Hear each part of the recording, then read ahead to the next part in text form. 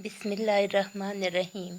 Shahid Ahmad Dehlvi 1906 to 1967 1906 से लेकर 1967 ईस्वी। शाहिद अहमद देहलवी दिल्ली में पैदा हुए। दिल्ली की वजह से देहलवी कहलवाए। वो डिप्टी नज़ीर अहमद देहलवी के पोते और मौलवी बशीरुद्दीन अहमद के फर्जंद बेटे थे। 1925 में उन्होंने एफसी कॉलेज लाहौर से एफएससी करने के बाद मेडिकल कॉलेज में दाखिला लिया, लेकिन शदीद बीमार हो गए।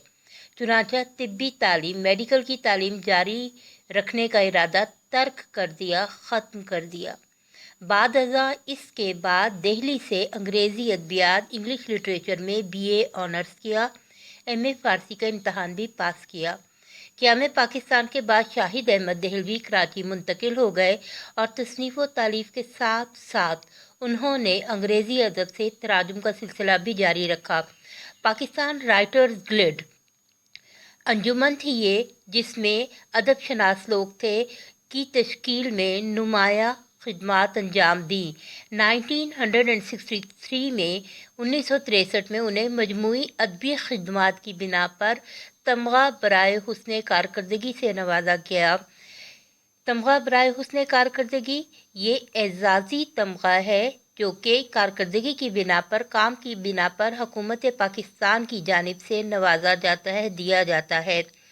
शाहिद अहमद देहलवी ज़बान व बयान पर कामिल मुकम्मल अबूर रखते थे। उनकी ज़बान आसान और आम फहम है। वो मौसीकार भी थे, मौसीकी से रग़बत भी रखते थे, तरतीब देते थे, लेकिन उर्दू अदब ही उनकी पहचान है। डॉक्टर जमील जालबी के मशवरे पर उन्होंने खाका निगारी शुरू की। गंजीना गौहर, जिससे ज़ेरे नज़र खाका लिया गया है, और बज़्म खुशनफ्सा उनके खाकों के मजमूए हैं।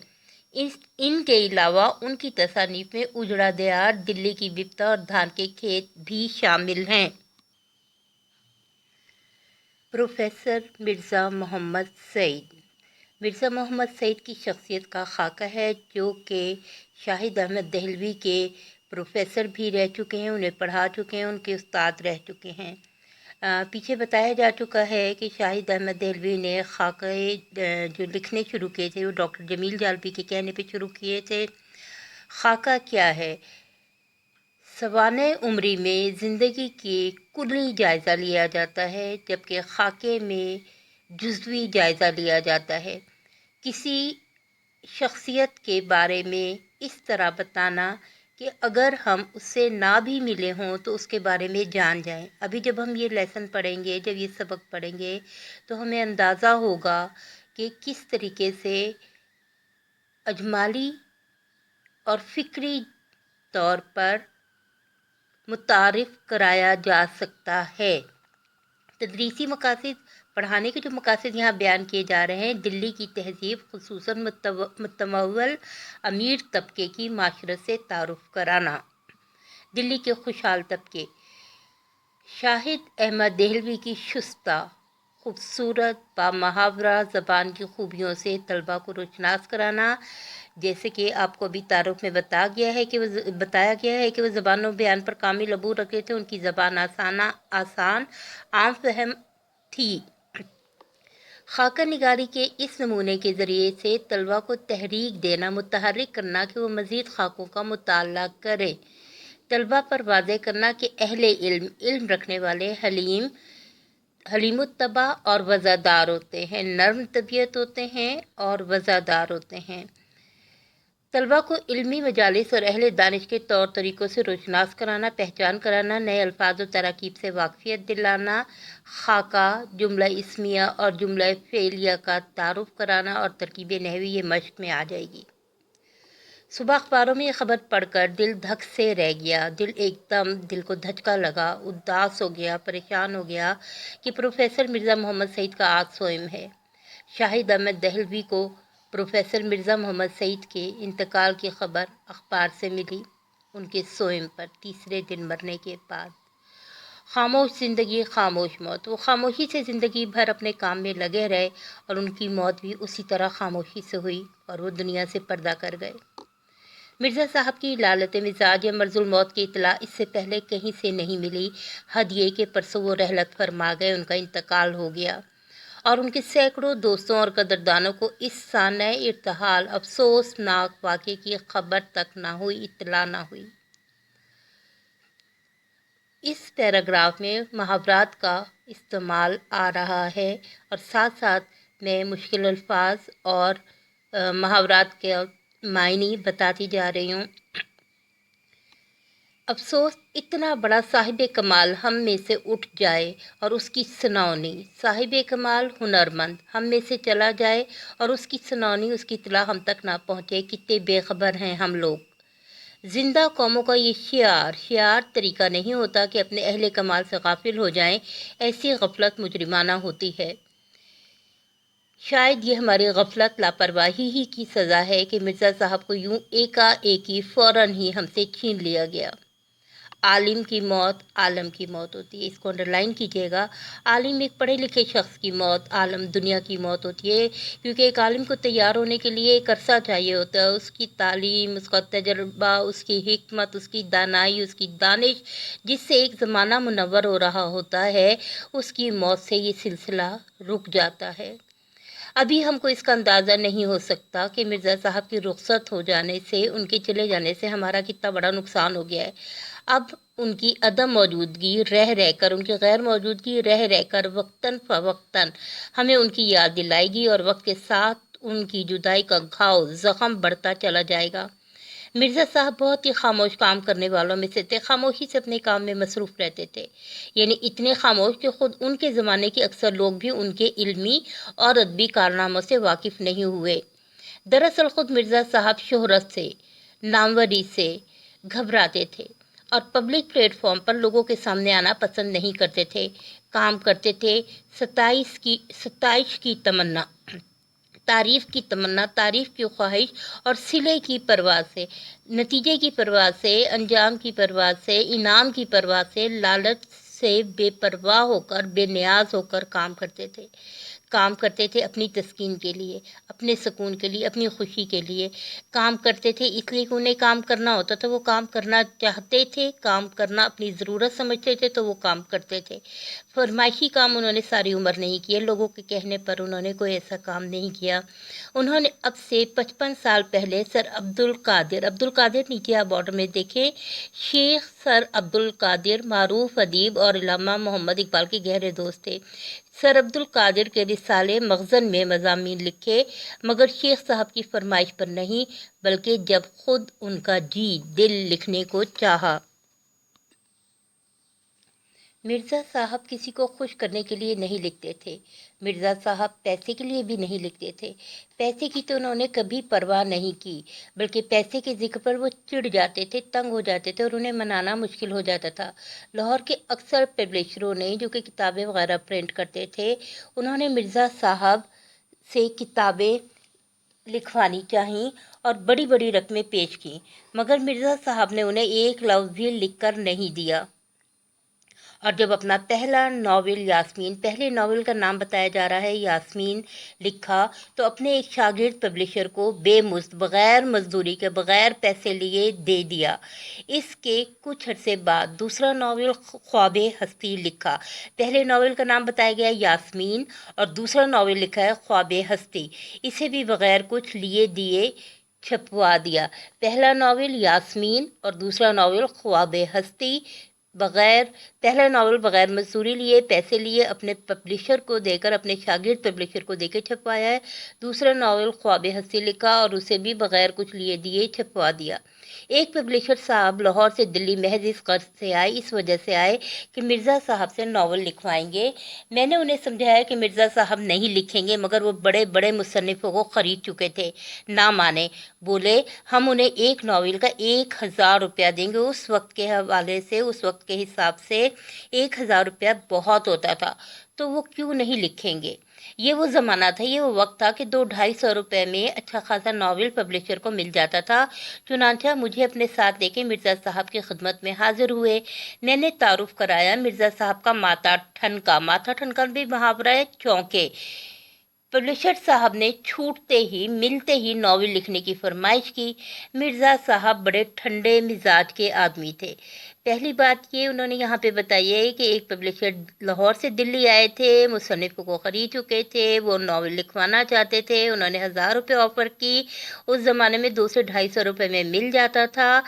जब वो मुझे लेकर यानी शाहिद अहमद दहलवी को लेकर उनके पास हाजिर हुए हैं तो उनका माथा ठनका, वो चौंक गए कि ये किसी ख़ास काम से आए हैं और उन्होंने छूटते ही मिलते ही नॉवेल लिखने की फरमाइश की। मिर्ज़ा साहब बड़े ठंडे मिजाज के आदमी थे। मिर्ज़ा साहब ठंडे मिजाज के आदमी थे। बोले, आप मेरे नॉवेल के 5000 दे देंगे, 10,000 दे देंगे। मुझे ये मंजूर नहीं है कि जो काम कर रहा हूँ उसे छोड़कर आपके लिए नॉवेल लिखूँ। 5-10,000 की बात सुनकर पब्लिशर साहब की सिटी गुम हो गई, उनकी हवा गुम हो गई, हवास जाते रहे और 2-4 मिनट पहलू बदलकर 2-4 मिनट बेचैनी के इजहार में गुजारे और फिर रुखसत चाहिए, इजाज़त चाहिए। मिर्ज़ा साहब इस ज़माने में मौरक़तुल आरा किताब, अपनी वो किताब जिसने बहुत नाम कमाया, बहुत मशहूर हुई, मज़हब और बातिनियत लिख रहे थे। उन दिनों मिर्ज़ा साहब जिस पर काम कर रहे थे वो किताब थी मज़हब और बातिनियत, जिसे मुकम्मल होने के बाद उनके दोस्त प्रोफेसर ताजवर नजीब आबादी, यहाँ पे ये देखिए नंबरिंग हुई हुई है, नंबर 1 सर्कल में लिखा हुआ है और फिर नीचे यहाँ पे जितनी भी शख्सियात आएंगी नंबर 1, 2, 3, 4, 5 उनके बारे में यहाँ नीचे बॉर्डर में लिखा हुआ है, जो कि पढ़ना और जानना ज़रूरी है। यहाँ पर कहा जा रहा है कि किताब मज़हब और बातिनियत लिख रहे थे, जिसे मुकम्मल होने के बाद उनके दोस्त प्रोफेसर ताजवर नजीब आबादी उनसे ले गए और लाहौर से वो किताब छाया हुई। मिर्ज़ा साहब का सिर्फ यही एक इल्मी कारनामा है, मगर ऐसा कारनामा कि उर्दू की अगर 100 उम्दा बेहतरीन किताबें छाटी जाएँ तो उनमें मज़हब और बातिनियत को ज़रूर शरीक करना पड़ेगा। मिर्ज़ा साहब दिल्ली के शुरवा के एक मुतमव्वल ख़ानदान के चश्मो चिराग थे, बेटे थे, ताल्लुक़ रखते थे। तराहा बैरम खान जगह का नाम है। तराहा बैरम खान से आगे बढ़कर एक रास्ता सीधे हाथ को मुड़ जाता है। उसी के नुक्कड़ पर, उसी के कोने पर मिर्ज़ा साहब का आबाई मकान था, ख़ानदानी मकान था। उस इलाके में सर सैयद अहमद ख़ान का कदीम मकान भी था। सर सैयद से मिर्ज़ा साहब की अजीज़दारी थी, रिश्तेदारी थी और मुंशी ज़काउल्लाह से भी उनकी कराबतदारी थी, रिश्तेदारी हो गई थी। 50-60 साल पहले दिल्ली के मुसलमान शुरफा में, मुसलमान घरानों में अंग्रेज़ी तालीम को अच्छी नज़रों से नहीं देखा जाता था, मगर सर सैयद ने मुसलमानों के इस गलत नज़रिए की बहुत कुछ इस्लाह कर दी थी। अच्छी नज़र से अंग्रेज़ी तालीम को क्यों नहीं देखा जाता था, इसकी बुनियादी वजह थी कि तालीम जो है वो अपने माहौल का अक्स होती है और तालीम के साथ वो सकाफ़त भी आ जाती है, जिसके नतीजे में मुसलमान घराने इसको अच्छी नज़र से नहीं देखते थे, लेकिन सर सैयद ने उनकी यह गलतफहमी किसी हद तक दूर कर दी थी। इसी ज़माने में दिल्ली के 2 नौजवानों ने आला तालीम हासिल करके इल्मी हलकों में नमूद हासिल की, नाम हासिल किया। एक प्रोफेसर मुश्ताक अहमद ज़ाहिदी थे और दूसरे प्रोफेसर मिर्ज़ा मोहम्मद सईद। मिर्ज़ा साहब ने इस सदी के आगाज़ में लाहौर के गवर्नमेंट कॉलेज में तालीम हासिल की। उनके उस्तादों में इल्लामा इकबाल भी थे, जिनसे उनके मुखलिसाना ताल्लुकात आखिर दम तक, मरते दम तक कायम रहे। प्रोफेसर मिर्ज़ा मोहम्मद सईद के उस्तादों में इल्लामा इकबाल भी शामिल थे। अंग्रेज़ी अदबियात, अंग्रेज़ी लिटरेचर में एमए की सनद लेने के बाद मिर्ज़ा साहब ने 1906 एंड 7 1906 और 7 में साल 2 साल अलीगढ़ में पढ़ाया और इसके बाद गवर्नमेंट कॉलेज लाहौर ही में अंग्रेज़ी के प्रोफेसर हो गए। पंजाब के बेशतर आला ओहदेदार मिर्ज़ा साहब के शागिर्द थे। इसके बाद आप नीचे ज़रा बॉर्डर में देखिए, ताजवर नजीब आबादी के बारे में बताया है कि नामवर शायर अदबियात के आलम थे और उनके शागिर्दों का हल्का खासा वसी था। सर सैयद अहमद ख़ान मुसलमानों में जदीद तालीम के फ़रोग़ के अलमबरदार थे। अलीगढ़ में एमए कॉलेज कायम किया, जो उनकी वफ़ात के बाद यूनिवर्सिटी में बदल गया। मुंशी ज़काउल्लाह सर सैयद अहमद ख़ान के करीबी दोस्त और साथी थे। तहकीक और तसनीफ़ और तराजुम में नाम पैदा किया। पतरस बुखारी उर्दू के मारूफ और बुलंद पाया मज़ाह निगार अंग्रेज़ी अदबियात के उस्ताद रहे हैं। सैयद इम्तियाज़ अली ताज अदीब और ड्रामा नवीस थे। अनारकली उनका मारूफ ड्रामा है। पतरस और ताज ने भी مرزا صاحب سے اکتساب علم سیکھا۔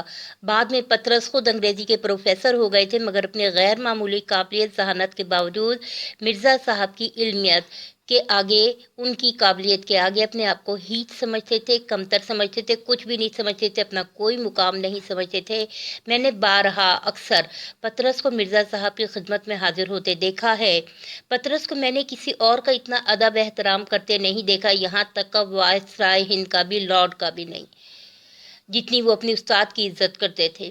پطرس کے سلسلے میں ایک دلچسپ واقعات یاد آ گئے۔ پطرس آل انڈیا ریڈیو کے ڈائریکٹر جنرل ہو گئے تھے، مگر پرانے دوستوں سے رسم و راہ میں تعلقات میں ذرا بھی فرق نہ آنے پایا۔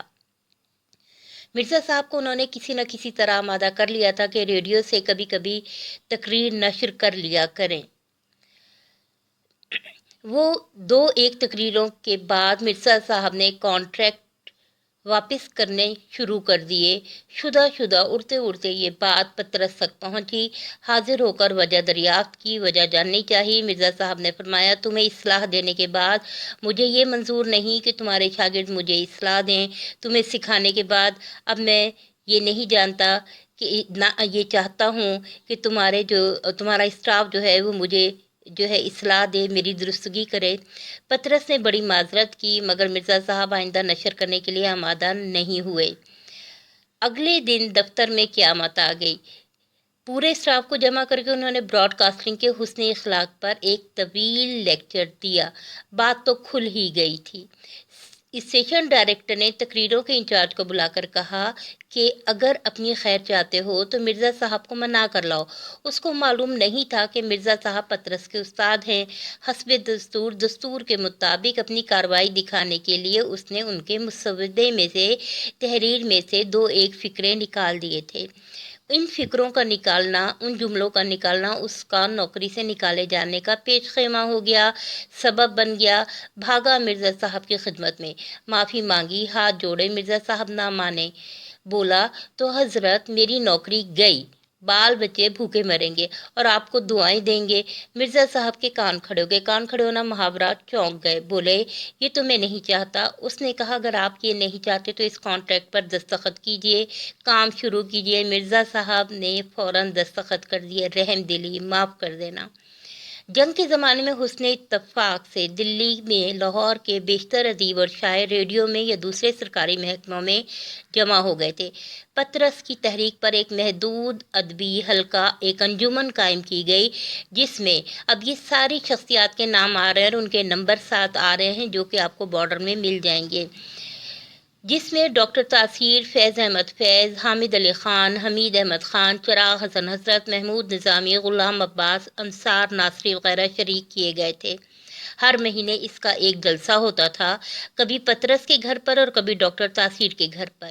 اس میں ایک مقالہ ایک موضوع پر، ایک عنوان پر، کسی ادبی موضوع پر پڑھا جاتا اور اس پر گفتگو ہوتی۔ ایک جلسے میں محمود نظامی نے مقالہ پڑھا، اس میں مرزا صاحب بھی تشریف لائے تھے۔ ڈاکٹر تاثیر نے گفتگو کا آغاز کیا، پطرس خاموش رہے۔ مرزا صاحب سے درخواست کی گئی کہ کچھ فرمائیں۔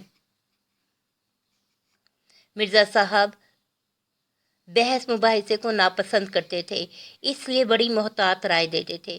انداز کچھ ایسا ہوتا تھا، نہیں یہ بات نہیں تو نہیں، مگر خیر ایسا بھی ہوتا ہے۔ پطرس کو شوخی سوجھی، شرارت سوجھی۔ فیض کو اشارہ کیا، وہ مرزا صاحب سے زیادہ واقف نہیں تھے۔ بات کاٹ کر فوراً شروع ہو گئے، یہ تو آپ کو معلوم ہی ہوگا کہ رومی تہذیب یونانی تہذیب کے بعد ابھری، اب تاریخ پر دسترس تھی۔ اتنا تو ان کا کہنا تھا اور مرزا صاحب کا جلال میں آ جانا، کیونکہ تاریخ پہ دسترس تھی، انہیں غصہ آ گیا۔ ان کی قابلیت جو کہ کوزے میں بند تھی، جس کو وہ اتنا اظہار نہیں چاہ رہے تھے، اب انہیں وہ جوش میں آ کے کہہ رہے ہیں جی ہاں میں یہ جانتا ہوں اور یہ بھی جانتا ہوں کہ، اور اس کے بعد علم کے دریا بہہ گئے۔ پرانی تہذیبوں کی تاریخ کا ایک دریا تھا کہ عمدہ چلا آتا تھا، بات سے بات نکلتی جاتی تھی اور پوری تاریخ کا دریا بہہ رہا تھا۔ اس دن مجھے بھی اندازہ ہوا کہ مرزا صاحب کے سینے میں علم کی کتنی دولت بھری پڑی ہے، یعنی اس شخص کی خاموشی اور اس کی قابلیت قابل تحسین تھی۔ فیض پشیمانی سے، شرمندگی سے بار بار مرزا صاحب کی طرف دیکھتے تھے۔ پطرس دل ہی دل میں ہنس رہے تھے۔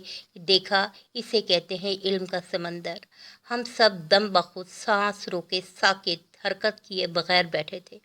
مرزا صاحب کو آنکھیں پھاڑے دیکھ رہے تھے، حیرت سے ان کے علم کو دیکھ رہے تھے، ان کی قابلیت کو دیکھ رہے تھے، ان کی عاجزی متانت کو دیکھ رہے تھے، ان کی سنجیدگی کو دیکھ رہے تھے، ان کی کام سے محبت، علم سے محبت کو دیکھ رہے تھے۔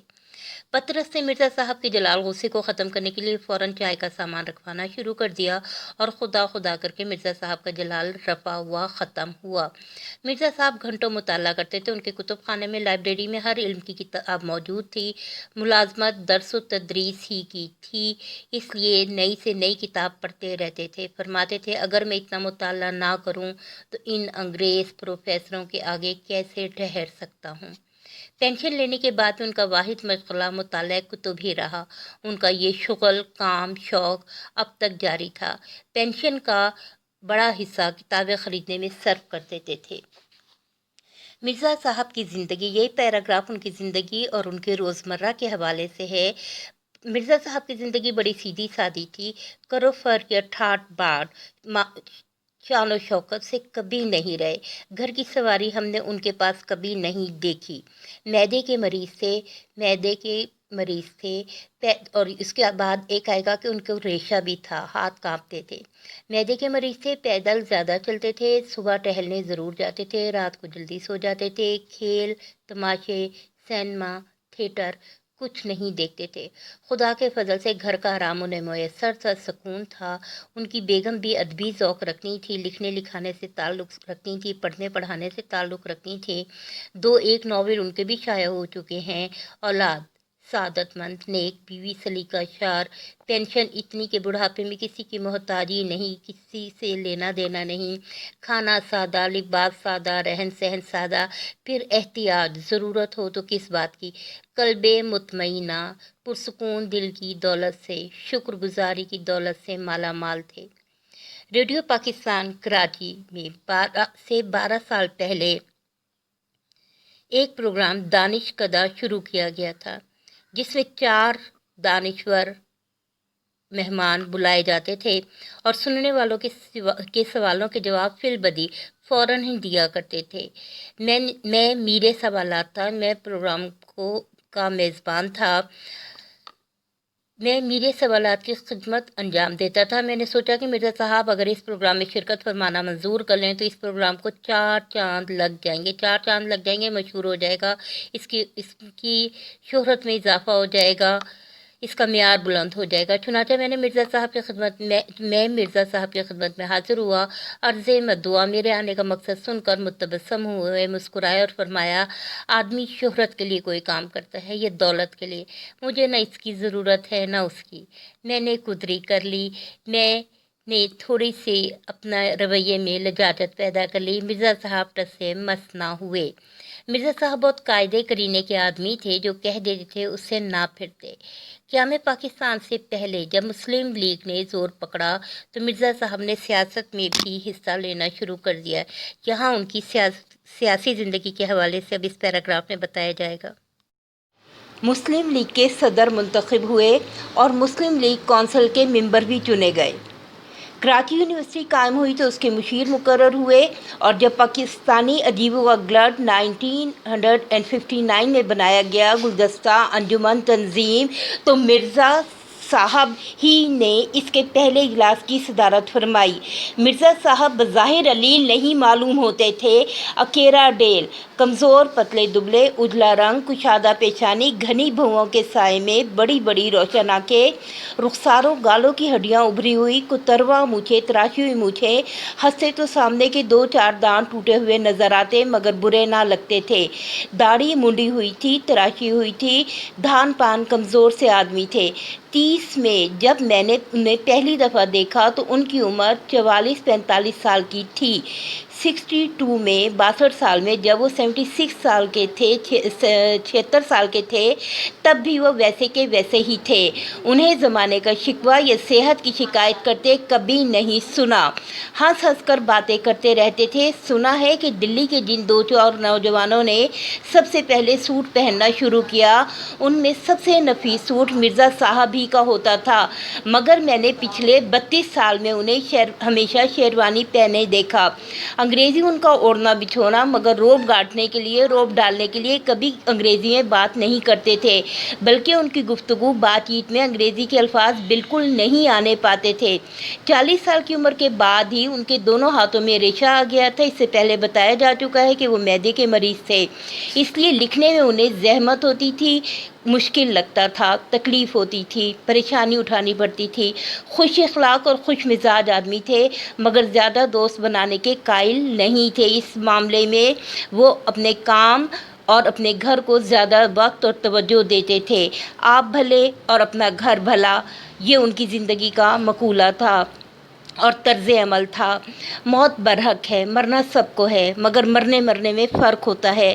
مرزا صاحب نے خاصی عمر پائی، طویل عمر پائی، مگر ان کی وفات کا صدمہ اس لیے زیادہ ہے کہ ایسے قابل، ایسے شریف اور ایسے وفادار لوگ اب زمانہ پیدا نہیں کرے گا. افسوس کہ پروفیسر مرزا محمد سعید اب وہاں ہیں جہاں ہماری نیک آرزوئیں رہتی ہیں. ایسی جامع علوم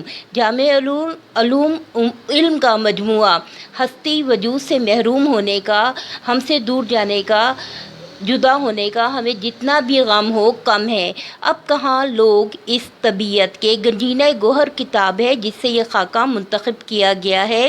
خاکہ کردار سازی میں مدد دیتا ہے. سیکشن بی ہو مختصر جوابات، سیکشن سی ہو پیراگراف کی تشریح یا پھر مضمون. میری پسندیدہ شخصیت. ہمیں اس میں اشعار کا استعمال بھی کرنا ہوتا ہے حوالے کے طور پر، جو کہ وسیع معنی و مفہوم دیتے ہیں. چند اشعار میں اس حوالے سے بتا رہی ہوں.